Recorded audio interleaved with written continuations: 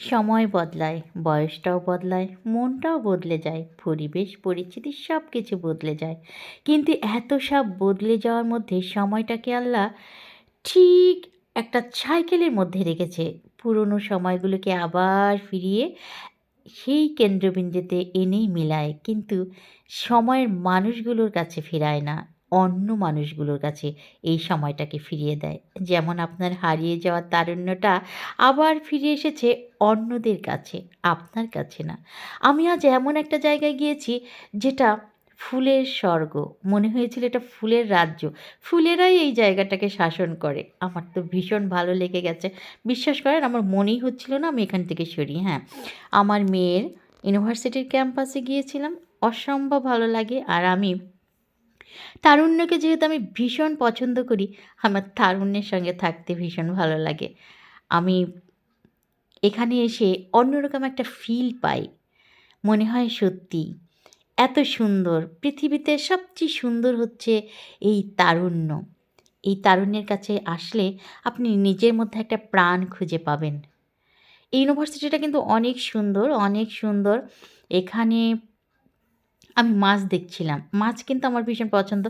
কে, কে মাছ শিকার করতে পছন্দ করেন? আমার তো হেবি ভালো লাগে মাছ ধরতে। যাই হোক মাছের খেলা দেখতেও আমার ভীষণ ভালো লাগে।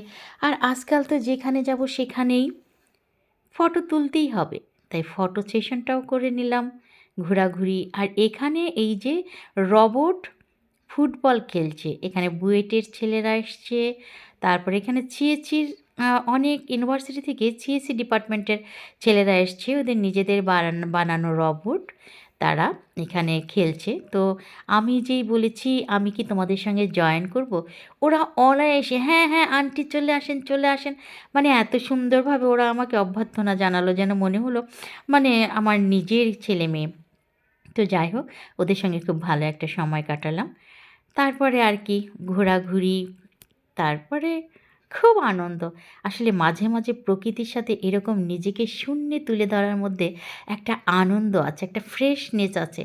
মানুষ কিন্তু একঘেয়ে হয়ে যায় একটা জায়গাতেই থাকতে, থাকতে। একটু বৈচিত্র্যের দরকার আছে। তারপরে খাওয়া-দাওয়া হলো। আমরা এই ইউনিভার্সিটির ক্যান্টিনেই বসে খেয়েছি।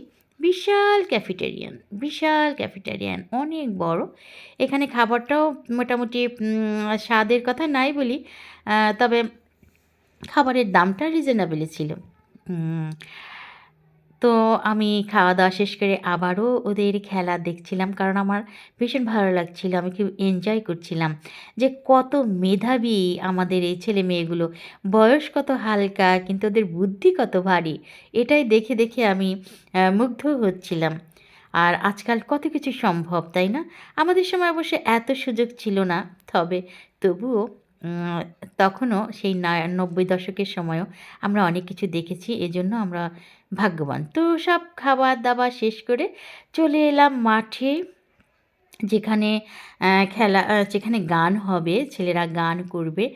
তো কিছু ছেলের সঙ্গে আমি কথা বললাম। ওদেরকে তো আমি তো সবসময় বলেছি আমার যারা এই বয়সটাতে আছে, আমার ছেলে-মেয়েদের বয়সী, ওদের কে আমি সবসময় আমার সন্তানের মতো লাগে। ওদেরকে আমার কেন যেন এত আপন মনে হয়, খুবই আপন মনে হয়। ওরা গান গাচ্ছিল স্টেজে। তো আমাকে বলতেছিল, "আন্টি স্টেজে চলে আসেন।" তো আমি স্টেজে চলে গেলাম ওদের সঙ্গে। খুব ভাল লাগলো। যাই হোক। তো এই আনন্দ করতে, করতে ঝুপ করে রাত্রি নেমে এলো। রাত্রের যেন আরেকটা রূপ। এত মশা ছিল, ঐতিহাসিক মশা। চারিদিকে মাথার উপরে মশাগুলো কেমন ভন, ভন, ভন, ভন করতেছিল। তারপরে এই যে রাত্রের যেন আলাদা একটা সৌন্দর্যের সাম্রাজ্য, এমনই মনে হয়েছিল। আর খুবই ভালো লেগেছে। খুব ভালো সময় কেটেছে। সবাই ভালো থাকবেন। আসসালামু আলাইকুম।